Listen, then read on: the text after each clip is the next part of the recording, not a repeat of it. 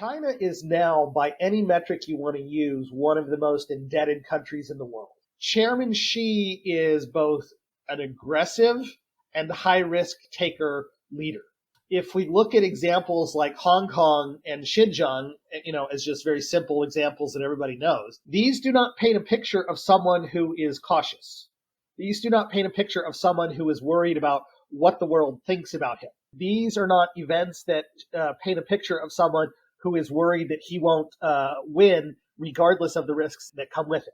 So if we apply this idea of Xi as, let's say, an aggressive, risk-taking leader for China, I think that radically changes what we would perceive as the potential risk to Taiwan. It could be Pelosi. It could be a completely created one. There could be no trigger whatsoever if they want to maintain some degree of surprise, okay? Like we just wake up one morning and we're reading about, China launching missiles at Taiwan. I don't necessarily see the idea that there has to be a trigger as something that is absolutely going to happen. I do think China has said and made it very clear, we believe Taiwan is ours. We will take it back one way or another. Hello and welcome to Velina's talk.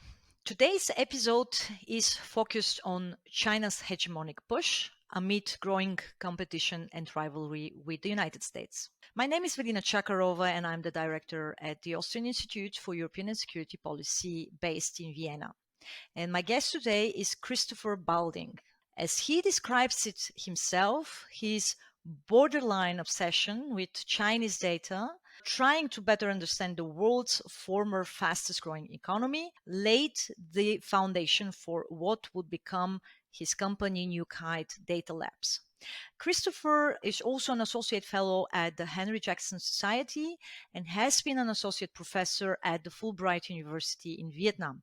He's an expert on the Chinese economy and financial markets. He has been a Bloomberg View contributor, and he has been advising governments, central banks, and investors around the world on China. This podcast episode is produced in partnership with Bharatvaarta, India's leading podcast on politics, policy, and culture. Christopher, welcome to this podcast. Thanks for having me, Velina.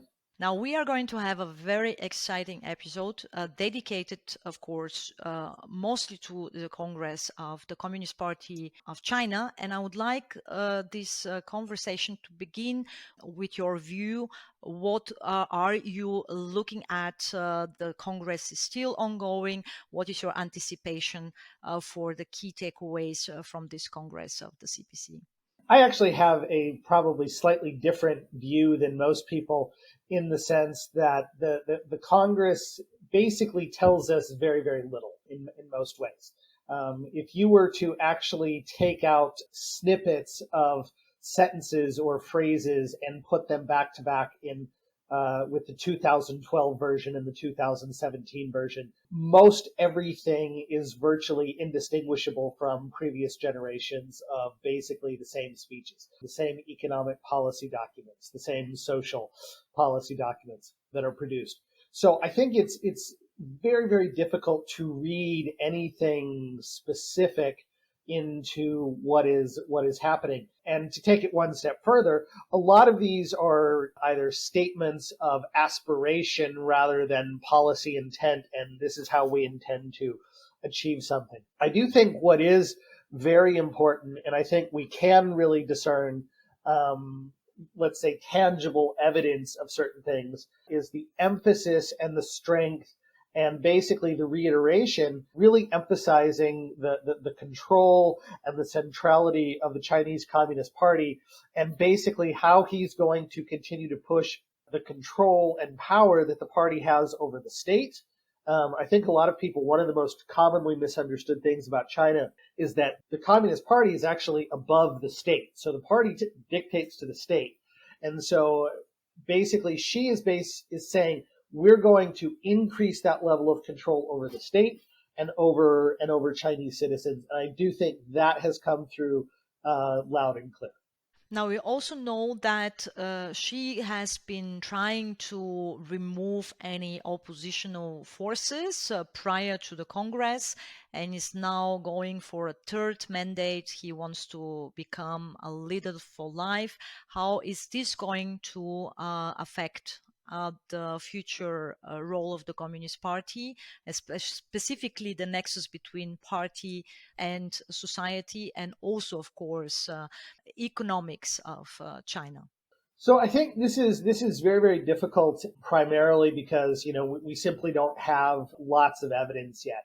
And so what I'm about to say is what I would term speculative, meaning that there's probably some evidence to support this, but if I am totally wrong here, don't be surprised. Any number of things could happen. With that said, I think what you are seeing is, in the early indications seem to be that she has been able to assert a greater level of control than I think most people had even anticipated. It's kind of been rumored for many years, as a simple example, that he and Li Keqiang have not exactly gotten along entirely, and the early indications are is that Li will retire ahead and not take on a third term himself, so that it will be she as the standard bearer going forward. So even removing somebody that he's worked closely with but not necessarily seen eye to eye entirely would seem to be indicative of him expanding his level of control. The number of reports from places like the Wall Street Journal or South China Morning Post, places like that I should emphasize, have what they term sources that are saying these are people who are going to fill key positions. They produce relatively different outcomes as to who those people are, but they are all seen as what we would term Xi loyalists, not somebody even as, like in the Li Keqiang camp that maybe could go along but wouldn't be a full-throated supporter. So this seems to indicate expanding control.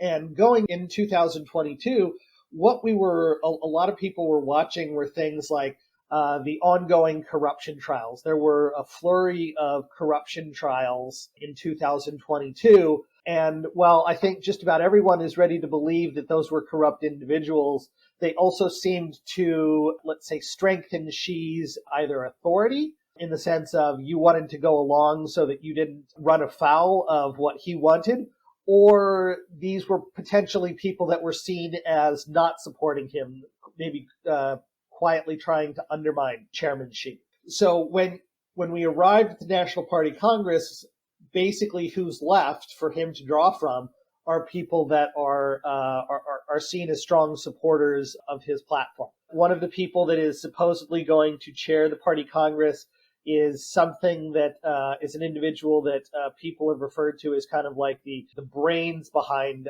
Xi's rule, in the sense that he's writing some of the foundational documents and coming up with some of the key concepts like the three represents and other things like that. So this seems to be expanding his control over both the party and the state. And while his getting a third term is not expected, I do think there was at least some hope that it wouldn't be maybe as quite as complete as we seem to be seeing. I should emphasize this is early. It's a little bit speculative, but it does seem that he is gaining a degree of control heading into a third term that is, I don't want to say stunning. That probably overstates it, but he is getting absolutely a very major degree of control and approval over the party going forward. Let's talk a little bit about economics, as this is also one of your major emphasis in your work. Of course, if we take a look at the last decade in terms of economic data, China's GDP, the growth of the economy, all of these indicators have been phenomenal, right? But on the other hand, the Chinese Communist Party kicked off the Congress. Still, I would say, and I would assess felt zero COVID policy, having to put hundreds of millions of Chinese into lockdowns, which of course will affect the Chinese economy in the long run. So what is your anticipation for the way how China is and the Chinese Communist Party are going to tackle the pressuring economic issues? China is currently second largest economy, and yet the prognosis for the economic growth is rather dire. In Chinese terms, there are also other competitors and let's say regional blocs that will try, of course, to compete with China.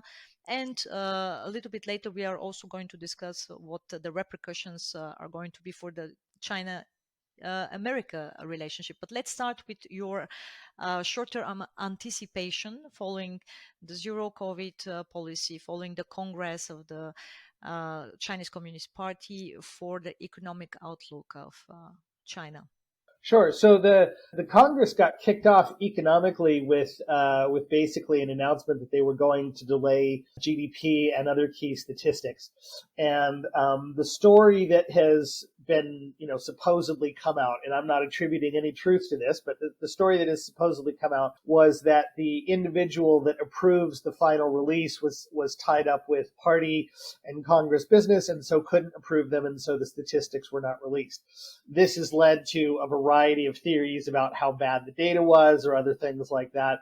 I'm not going to speculate myself. I can tell you it's generally widely assumed that a lot of official China still works on, relatively antiquated systems in the sense that there has to be hand signatures and other things like that. So it would not be entirely surprising if there was something similar for the approval of GDP statistics causing this delay. This gets to the fundamental problem, however, of how bad are the statistics? The fact that a data announcement can be released and it can send people into such worry about how bad the economy is does not speak to an economy that is healthy. If we look at, for instance, basically any economic indicator in China, even believing the official data presents a pretty worrying baseline. Just to give you, and I think a lot of people who don't really follow the economic data as closely, a picture, China is now, by any metric you want to use, one of the most indebted countries in the world. Chinese households as a percentage of income, of household income, are well above the OECD average. They are actually indebted at levels even significantly above U.S. households. They're probably now at debt levels, probably almost at Greek levels or Danish levels, which are extreme outliers. And those are households that are paying very low interest rates on their debt as compared to Chinese households. Chinese corporates are also enormously indebted. Probably the most indebted corporate sector in the world. Definitely one of the most. There's a lot of worrying data points. And the real problem is that a lot of Chinese capital, of where this capital went to what they were building when they were doing all this heavy infrastructure investment, is simply not covering the cost of capital. It was predicated on this Chinese idea that if you build it, it will eventually pay off. And basically what we're simply witnessing is that this is not accurate. You are not seeing those levels that are needed to do that. If you look at high-speed rail, which is responsible for a couple of percentage points of GDP, debt is by itself wildly unprofitable, meaning it can't even cover the interest payments.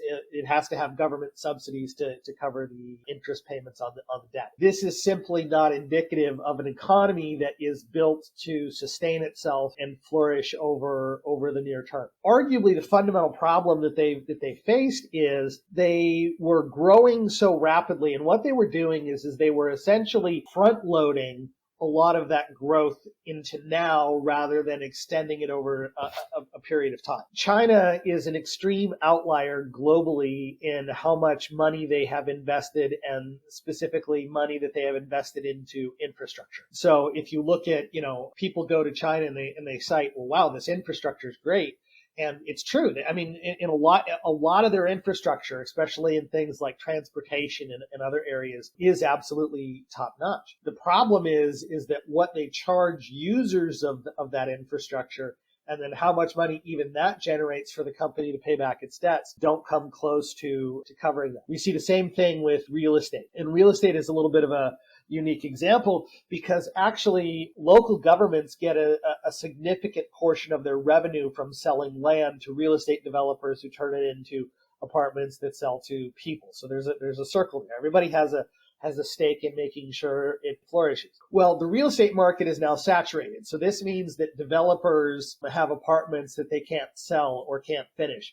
And that means that they can't buy land from the government. And so the governments are having to cut expenditures significantly, in some cases down 20 to 40%. We're not talking, single digit declines here. We're talking, declines of 20 to 40%. So these are major problems. And going forward, to turn it, from this is where we've come from to where we're going, the problem that China faces is there is no obvious source of growth anymore. For them to extract growth from continued investment would require, debt growth rates of probably 20, 25%. And that would be, to expand debt that much would be expanding, let's say, that would be equal to about, just off the top of my head, probably 40% of the entire U.S. economy is how much they would have to expand debt on a yearly basis to hit the types of growth levels that they're looking at. So the problem that the Chinese economy faces now is if they stop printing that, if they stop turning out that amount of money and that level of investment, that's going to create a hard landing for a lot of companies, and that is going to spread very rapidly throughout the economy. So they know they have to rein this in. But if they rein it in, it also risks blowing everything up. And they're simply at that point where you can see, I just saw some debt numbers today that I think new debt creation this month was up 45% year over year. So they very clearly know the level of problems that they have. The problem is that there are simply absolutely no good answers. There is no good way to solve this. They've passed that point where they could have made easier decisions earlier to short circuit this problem. At this point, there simply are no good options. And on top of this, the relationship between China and United States has been deteriorating, contrary to some expectations that Biden's administration would actually seek a kind of normalization of this relationship in order to focus on the domestic issues following the pandemic. In fact, the relationship deteriorated significantly even during this administration. So what are your key takeaways for the current state of affairs when it comes to the relations between America and China? And also, what is your anticipation for the period following the Congress of the Communist Party of China and, of course, the midterm elections in November? So I think to the Biden administration's, to a degree of credit, I think they entered office and they were going to do their best and they honestly thought they could reset relations with China, that they could say, okay, we're not Trump. We want to do things differently. There are some problems here. Let's see if we can't solve those and move past that. And I think they got disabused of that notion relatively quickly. I think all reports out of from multiple different places, interactions between the U.S. and Chinese personnel in the first, let's say, 6 months to a year of the Biden administration were that they were very contentious types of meetings and relations. For most of what I would say the first 18 months, almost 2 years of the Biden administration, they basically just continued Trump policies. They maybe pushed them forward a little bit. They might have changed things a little around the edges, but it was basically a continuation of Trump policies, not doing too much to change that equilibrium. Within the past 2 weeks, it seems like, and I should emphasize it seems like because it's too early to say with certainty, it seems like the Biden administration has decided that they're ready to take a much tougher stance with China. And this first comes out with this new chip regulation. I was actually very surprised at how broad and sweeping it is, and it will be very important to see if they start providing waivers in significant numbers. But basically, it is a very sweeping regulation that prevents U.S. and other companies from basically working with Chinese companies, selling to them, providing personnel, and even U.S. green card or passport holders from working with Chinese semiconductor companies. And that is going to have a significant effect. How significant, I think, remains to be seen. But I think it is very fair to say it will have a very significant effect.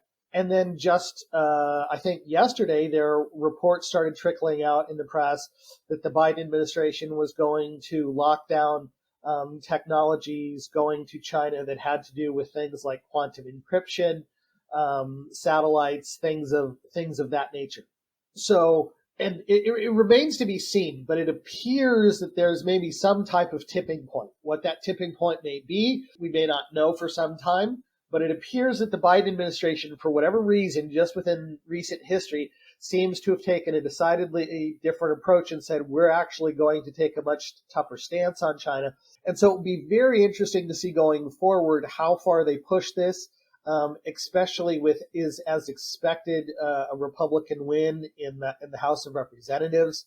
But I think that is the type of issue where you could probably find a lot of cooperation if there is a Biden administration that really wants to pass legislation to address China. They would probably find a lot of willing cooperative partners in the House of Representatives in a Republican-controlled House to do that. Again, it's a little too early to tell for sure, but I do think if that is something that the Biden administration wanted to do, they would find bipartisan support in the House and Senate. Let's try to unpack it a little bit when it comes to the possible routes. So obviously there has been a U-turn in the position of this administration. Would you think that it has to do with China's stance on Russia's war against Ukraine following the launch of the war? On February 24th, we saw right from the beginning a very, very clear positioning on behalf of the United States when it comes to potential support coming from China.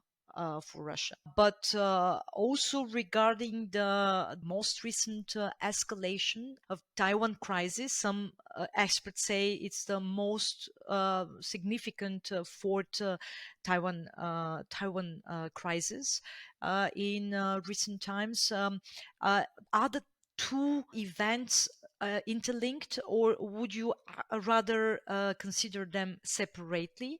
And right now we are also reading actually that some people in the government think that there may be even a military attack on Taiwan until the end of the year following the Congress of the CPC. So how do you put all of this together? Could you connect the dots a little bit for us? Sure. So I think from the Biden administration, I would say that there's three possibilities. They could be individual. They could be very closely linked. The first one is it very well could be that the Biden administration entered office and said, and I think you've seen this attitude from the Biden administration in areas outside of China. So I don't think this is unique to China, but I think they entered office saying, we're going to go tell other countries, partners, or even adversaries, you're not dealing with Trump anymore. We're very different. We want to cooperate. We want to work with you.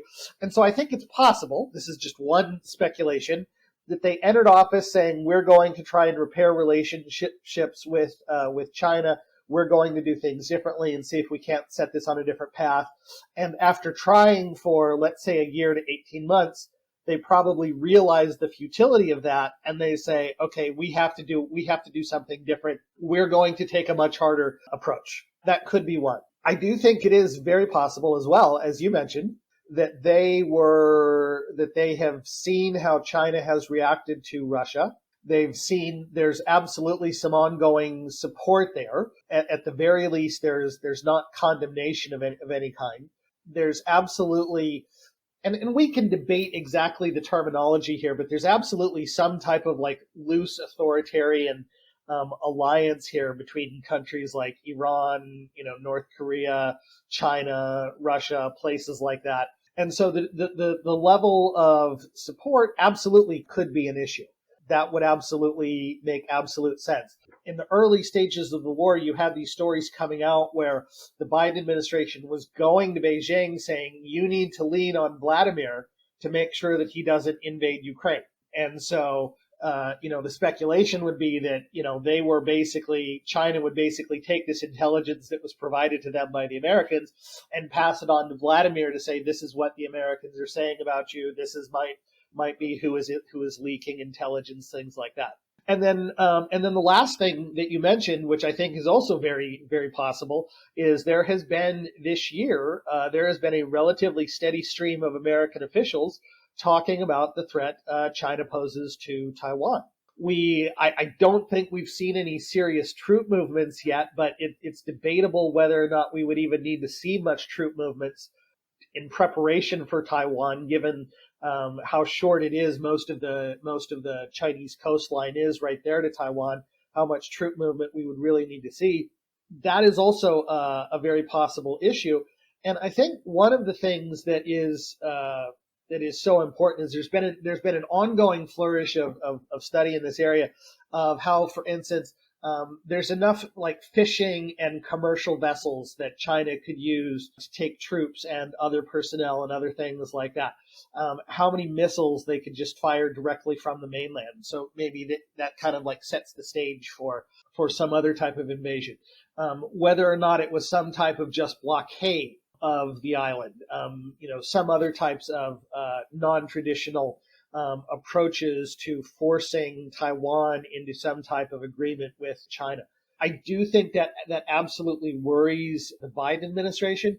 And I think the last thing I'll say is, I think it's been widely missed. And I had a friend point this out to me, was that just at the beginning of this year, China changed its language around Taiwan. And what I mean by that was they had been referring to the dawning of a new era, Xi getting his third term, and they changed their language around Taiwan, meaning that they would resolve the Taiwan issue for the new era. Now, putting all that together, the change of language about the new era, the change of language about we're going to resolve this issue for the new era, definitely gives credence to the idea that China is looking at what they believe is solving the Taiwan issue sometime in the near future rather than the later future. You've heard some people say, well, 2027, 2030.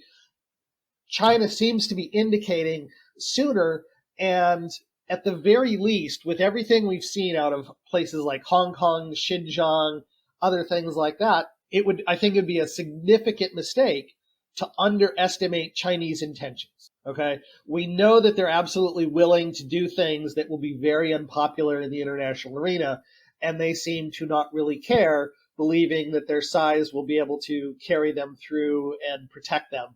And so far, they've been right. And so I think it'd be a significant mistake to underestimate Chinese intentions or abilities.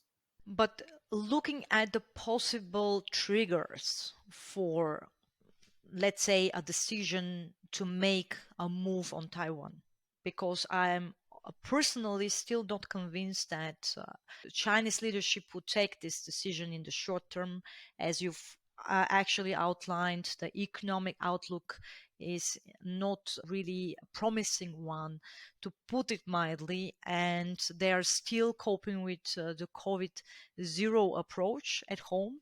So domestically, there are a lot of problems to be tackled when it comes to providing for the political stability of this leadership. However, I'm still asking myself whether it was more related, the Chinese reaction was more related to the most recent moves, like the visit of Nancy Pelosi, that was followed also by other international delegations. Right now, there is also a German delegation in Taiwan. Whether this was the push for the Chinese leadership to show more or less to show readiness to act, in terms of military escalation, or whether it was the global context of, the ongoing war, the deteriorating relationship between the United States and Russia on the one hand, and China and United States on the other hand, do you also foresee kind of a deliberate or rather spontaneous emergence of a two fronts scenario for the United States, where the American leadership, even though that at the beginning of the war that Russia launched against Ukraine was probably quite sure about its own role, namely to prevent any direct military involvement, but at some point decided to proactively support Ukraine in order to weaken Russia and remove one of the weaker part of this asymmetric relationship, which immediately resulted in in a kind of a more serious pressure for the Chinese leadership to act, because China is obviously not interested in seeing Russia being weakened by the American administration, and it has a strong interest in keeping the Americans busy on the old continent instead of shifting towards the Indo-Pacific and the South China Sea. So all of this complexity is at place, and I would like to hear what your take is on the possible triggers for this unexpected shift, right? On the one hand, in the American position, but also on the other hand, in the Chinese position. Myself will have actually anticipated a rather cautious approach that I've called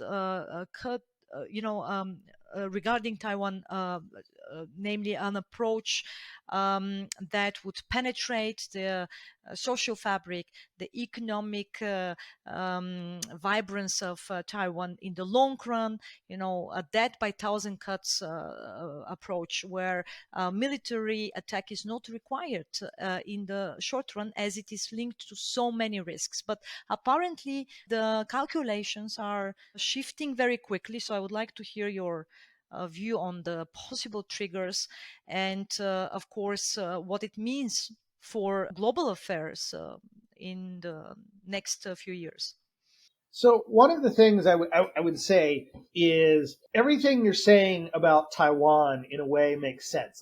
I've heard these types of arguments before. But one of the things I would say is let's back up and look at Chairman Xi and China under Chairman Xi.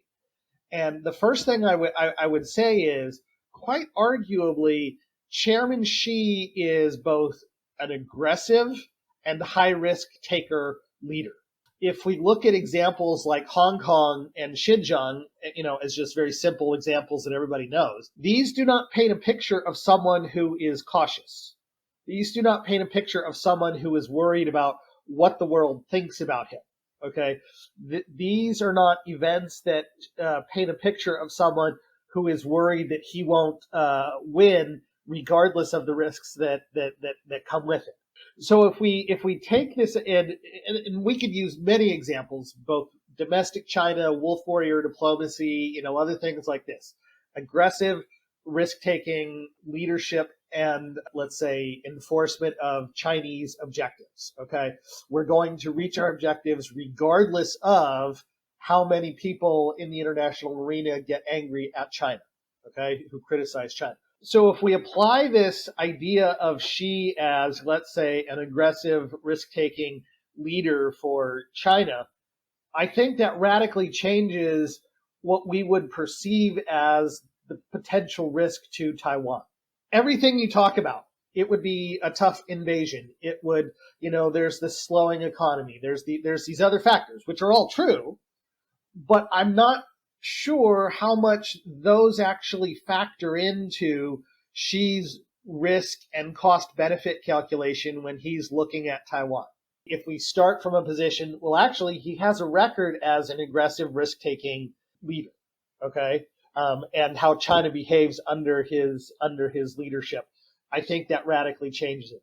So if we say, okay, well, if we think there's a risk, what might be a trigger? I think this is a very difficult question, only because the way that I've always thought of it was, for many, many years, Xi especially has this a sense of aggrieved nationalism, that China has been treated wrongly, and We're gonna correct these historical wrongs that others have imposed upon us and things like this. Okay, so that is the driving logic. It's not about, well, could I invade across the Taiwan Strait in October or November? Well, it doesn't really matter because my ultimate destination is to take Taiwan. So think of a visit by Nancy Pelosi as a short-term fluctuation, and they might use that as a way to either paint their domestic grievances or how Western powers are not respecting China's wishes and things like that. But their clear objective for many, many years before Nancy Pelosi decided to come to Taiwan was that they were going to retake Taiwan with force or without force. Okay, but we're going to take Taiwan.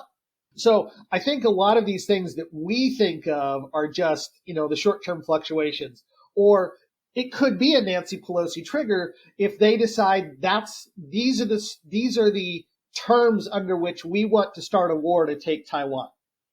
Okay, it could be Pelosi. It could be a completely created one. There could be no trigger whatsoever if they want to maintain some degree of surprise. Okay, like we just wake up one morning and we're reading about China launching missiles at Taiwan. Again, I'm not saying any of this will or won't happen, but I don't necessarily see the idea that there has to be a trigger as something that is absolutely going to happen. I do think China has said and made it very clear, we believe Taiwan is ours. We will take it back one way or another.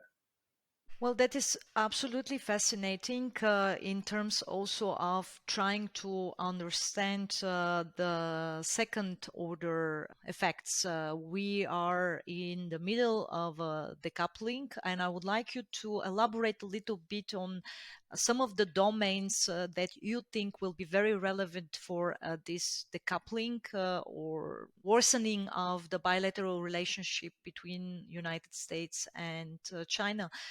What, as an economist, what do you think would be the repercussions also for other parts of the world, for other regions?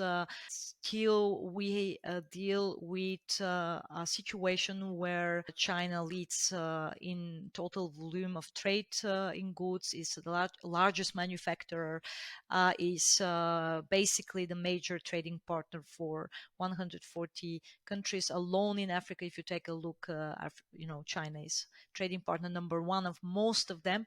So how do you think this kind of decoupling, specifically in the economic domain, in the technological one, but also in terms of trade, is going to affect not only the bilateral relationship, but specifically the rest of the world?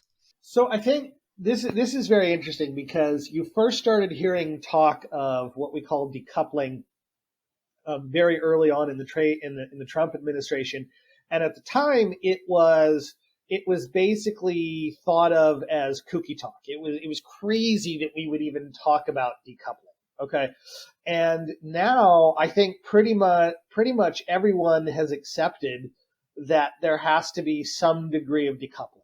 And we can discuss and debate as to products or other things like that.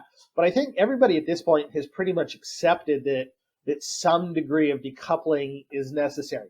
And one of the things that I have been pushing for many years is there is going to be some degree of decoupling, and it is going to ripple throughout the world. And so it's much better to play an active role in how this decoupling unfolds than to let China set the terms of that, or other people set the terms in that. And so just to give you an example, what I mean by that is, if I'm speaking as the United States or even Europe, tech products being a great example. I think it would be absolutely a great scenario where we say, Japan, South Korea, Europe, the United States, we come together and we're going to have something like a clean tech manufacturing agreement, where we say, if you produce like a 5G phone and the chips or the software, other things like that, there are certain standards that go into that so that we could trade very freely as democracies, and assurances about privacy, etc., on phones and chips, things like that. So that we could come together like that, so that we're not beholden to companies like Huawei and ZTE. There's still a lot of places, especially in the United States, have moved away from that. Parts of Europe have. There's still a lot of cloudiness, and I think if there was some leadership applied, you could absolutely make a major impact in that area. Turning to the example of like manufacturing that you discussed with like Africa and places like that. People talk about this, but one of the things that they don't understand is that there's very imbalanced trade between China and basically most other countries in the world. And basically, the trade goes that China is receiving raw product, okay, commodities, things like that, and they're exporting low-end manufacturing, okay. Who is this hurting most? It's not hurting the United States, because t-shirt manufacturing is not moving back to the United States. Who is it hurting? It's hurting African countries, okay, that are starting that climb up the technological ladder. So as the United States, and even for Europe, it would make a lot of sense to say, we want you to believe in democracy, the free market. We believe that there's a better way for you to do that. We want to sign preferential agreement for basic manufacturing items with you in Africa or Latin America, places like that, where you become, where we're helping you climb up that basic ladder, that technological ladder, and it's not just China as the dominant manufacturer, where we're dispersing that manufacturing base throughout other places in the world. And I think that represents a much better path than towards decoupling, towards helping other countries, than it does remaining reliant on China. And what is your view as a specialist on the future of technological domain? There is already an ongoing competition, we know that, between China and United States. Specifically, these are the two front runners. Everyone else is lagging behind when it comes to the question of who is going to write the fourth industrial revolution, the most technological breakthroughs. Do you see also a world in which these two competitors will split, technological networks into two major parts, or where there will be kind of an isolation between these two blocks of, centered around two competitors? What about the future of tech surveillance? The question of internet: are we going to witness a bifurcation of global internet space, where basically China will decide, together with, why not, Russia and other regional partners like Iran, to establish an own internet system that will basically isolate the West, and vice versa? How do you consider these issues? So I think on that first issue, on that issue you just mentioned, that is basically already happened. If you look at Chinese internet traffic, it's basically contained within China. If you look at internet traffic, and I'm not looked specifically at Austria, but if you look at internet traffic in Austria, it goes all over the place. Okay, Chinese traffic is basically contained within China.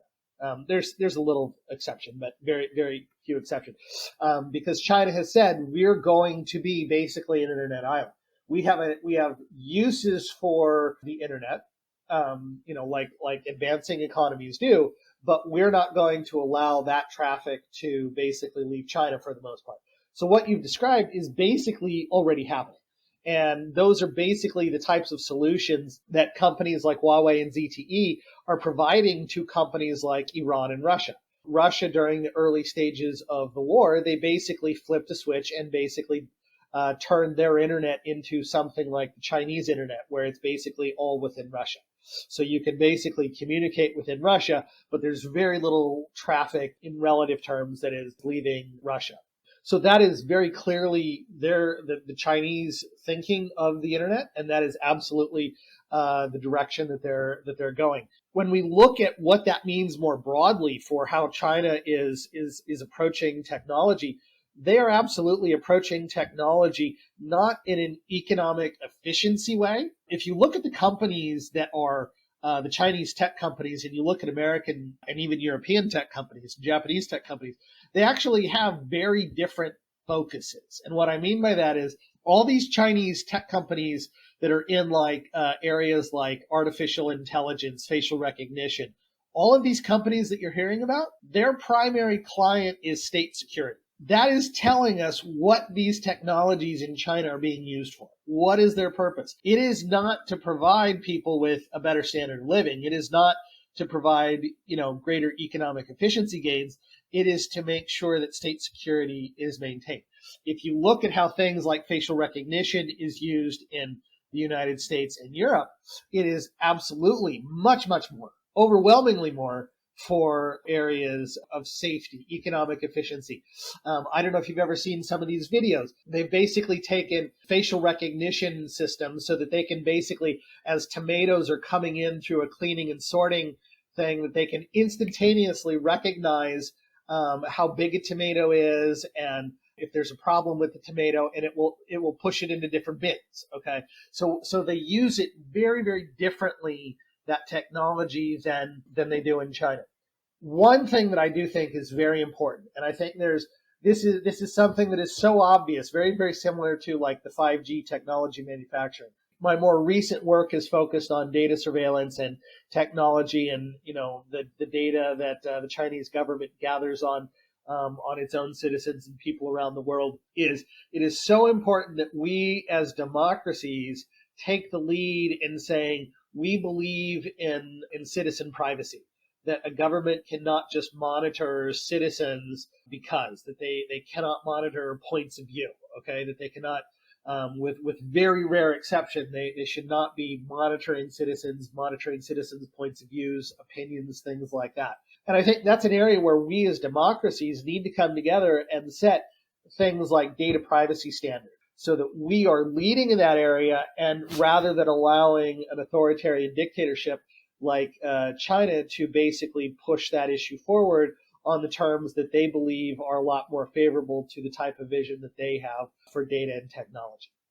Well, on that side of the Atlantic, the European Union and the European members have taken this question very, very seriously, and we have regulations put in place to provide for the data protection of European civilians. We have the data protection regulation, where on the other side of the Atlantic, things are still a little bit It's different. the Wild West. It's the wild, wild west, as we like to tell it. But as we are already approaching the end of this episode, I would like to use the opportunity to ask you two more questions, a little bit provocative ones. Since we have been talking about Europe, you mentioned Europe, I would like to ask you about your view on Europe's role. Now, Europe has been controversial in its stance towards China. The last strategic outlook paper from 2019 basically described China as partner, competitor, and systemic rival. And right now there are once again debates following the pandemic how Europe, specifically, of course, the big European powers are going to position themselves given the precarious dependencies on Russia, which emerged during the last 8 months. Now there is a growing awareness about potential new dependencies linked to China, and yet we observe already very heated debates as to how the big European powers want to position themselves. Just to give you one example, with Germany, of course, Germany is key, is the trade partner number one of all the other member states of the European Union. And of course, anything that Germany decides has repercussions for whole of the Europe. Right now, the chancellor practically ignores the warnings coming from all other key ministries and also relevant agencies when it comes to the decision of allowing China to take a significant share in one of the key ports in Hamburg. So we already have been observing this increasing China's presence. You mentioned already, along the infrastructure projects and so on and so forth. So how do you anticipate this growing role of China? Would you see rather a shift, or basically Europe siding with China, going back to normal business whatsoever? What would be your view on that? And next to that, I would like to ask you the question, which I think nobody can answer, but still I would like to listen to your opinion. The potential use of tactical nuclear weapons by Russia in a scenario of ongoing escalation in Ukraine, which is an obvious red line for United States, but I would argue also for China, given its military tensions with India. So it's a red line for India as well. So how do you think China would react if it sees certain or potential scenario for the use of tactical nuclear weapons? Would it be that China would feel itself inclined into getting militarily involved in some way, or supporting Russia to prevent this from happening? Or what would, in your view, would be the Chinese reaction? So to the first question, I have been, I think, very critical of much of Europe, and I think rightfully so. That said, I'm a big supporter of the values and I think what Europe can bring to this overall debate. I think what is important though for Europe is that, Europe likes to paint itself as, let's say, the moral or ethical geopolitical leader within the world. And I think there is absolutely a role for that. I think there's absolutely a role for that. I think what that means, though, that Europe has to be ready to say, geez, let's look at what China has done and what they're threatening to do. And we actually have to be prepared to make very difficult decisions based upon that behavior. As one European that I know put it, they said, the things that China does that would be front page news if the Americans were doing it don't even register in Europe because nobody cares. Okay, if you just applied the same standards that were applied to American behavior to China, Europe would be losing its mind. So I think Europe absolutely has a role to play. I would encourage them to say, you see yourself as the moral and ethical geopolitical leader, pushing issues of human rights. Let's look at that with China and say, how do we make this the priority? Because that's basically, having lived there for 9 years and seeing that really authoritarianism in everyday life. That's what I'm focused on as well. So I think Europe has a role to play with that. One of the things that has to be addressed, and I think, and to a degree of fairness, I think America's struggling with this too, is how do you reconcile that economic incentive with that push for addressing the problems we all know exist, whether it's like problems like Xinjiang or Hong Kong. I can tell you stories when they passed the forced labor bill just within 6 months ago or something like that. American companies were lobbying hard for China. Even companies that had no real stake in the bill were lobbying hard for China. Okay, so there absolutely is this understandable link. If you're going to be a global leader, though, you have to be able to say, we're going to bear some of those costs that come with being a world leader. And if we see ourselves as a world leader in moral and ethical issues like human rights, we have to be willing to step up and bear the costs that come with that. And it's something that I still hold out hope that Europe will do. I see absolutely shifts in attitude. And to be honest, I see shifts in a lot of attitudes outside of Germany. Germany is still, I think, stubborn. And I think key leadership in Germany is still very stubborn. But I would suspect that as soon as Germany changes its attitude, all of Europe will flip over, almost overnight, would be my guess. The second issue about nuclear weapons, I'm absolutely hopeful that it will not happen. Whether or not that is misplaced hope, we have to wait and see. I'll be honest in saying my expectation would be that China would try to condemn Russia without really condemning Russia, would be my expectation. And what I mean by condemn without condemning is very similarly to how they've kind of tried to play this in the early stages, they gave basically very non-committal answers and things of that. And if there was a nuclear weapon used by Russia, I would expect that they would maybe say something generally disapproving, but then also try to lay blame elsewhere at other countries and talk about things like sovereign decisions and things like that.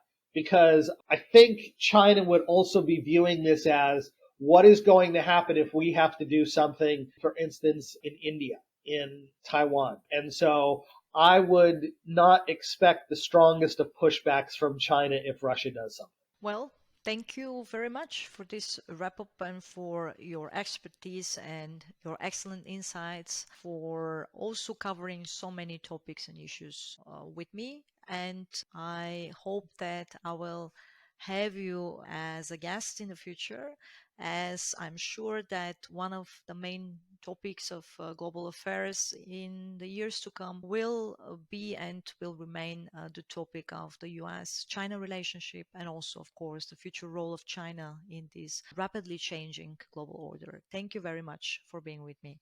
Thanks for having me, Velina. Thank you for tuning in to this episode of the Bharatvaarta podcast.